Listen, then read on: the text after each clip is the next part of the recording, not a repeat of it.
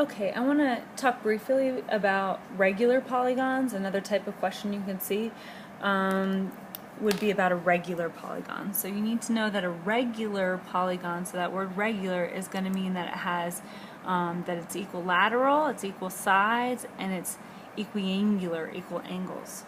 Okay, so remember I said before that division breaks into equal groups.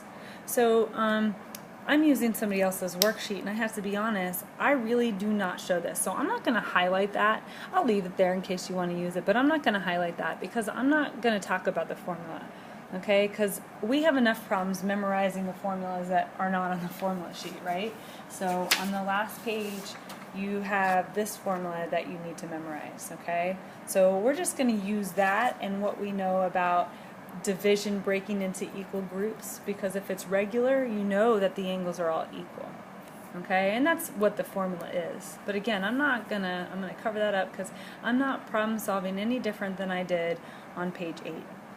So here's a question I could have. What is the measure of one interior angle of a regular nonagon?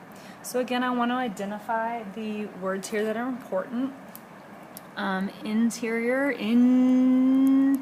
angles, I start with my formula, okay, and nonagon, okay, nonagon is going to tell me, remember I had that vocabulary at the top of page 8, nonagon was 9 sides, okay, so this tells me that n equals 9.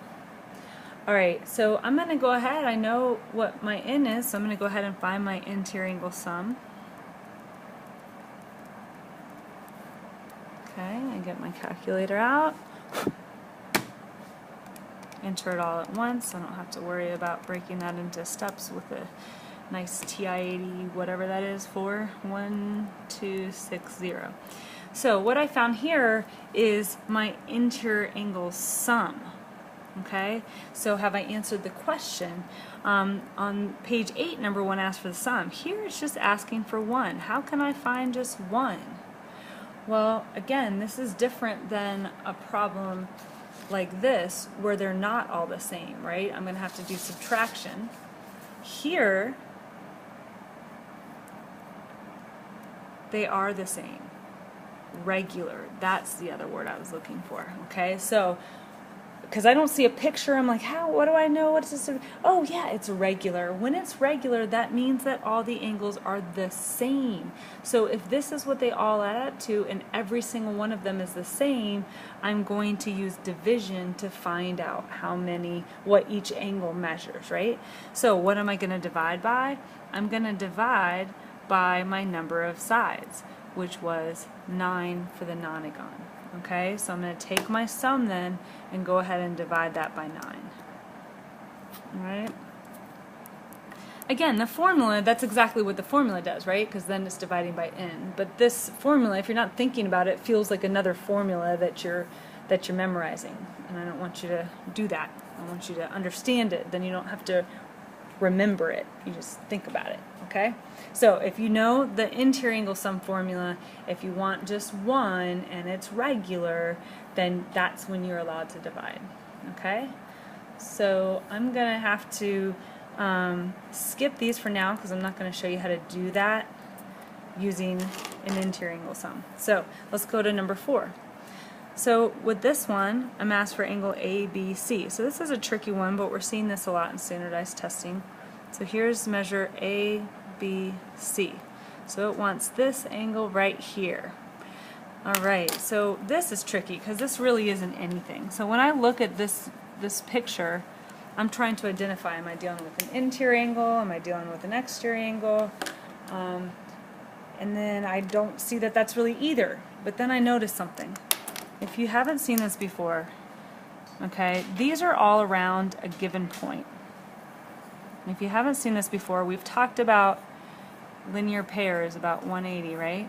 So, but do you know 180 will be on the other side? So all the way around a given point is 360 degrees. So that's when I'm like, oh, I think I'm going to do that because this side right here, this angle is an interior angle in the hexagon, and this angle right here is an interior angle in the pentagon. So this is going to be multi-step. It's not that fast and easy, but we can figure this out. I'm going to find my 1, 2, 3, 4, 5, 6 for my hexagon. I'm going to find my sum. So I'm going to do n minus 2 times 180, and my n is 6 here.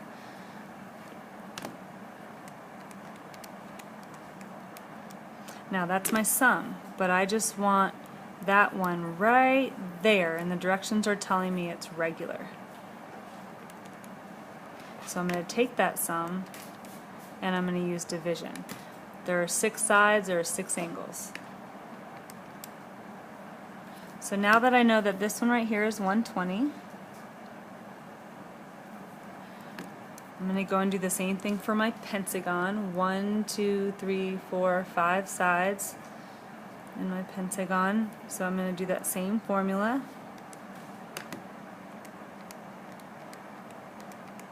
I'll start to memorize some of these. 540 is the pentagon.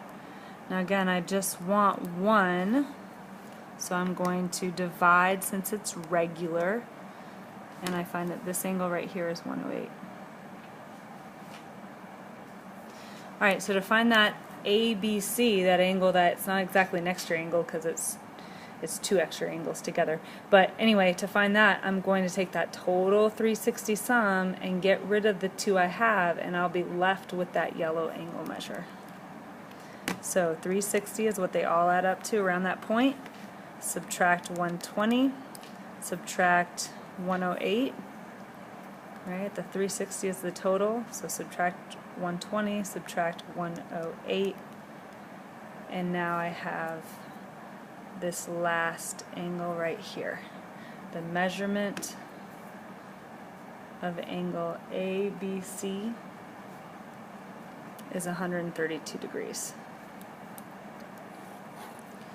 Okay, so we're going to skip numbers 3 and 5 right now. Don't worry about these two, but go and try number 2 and 6.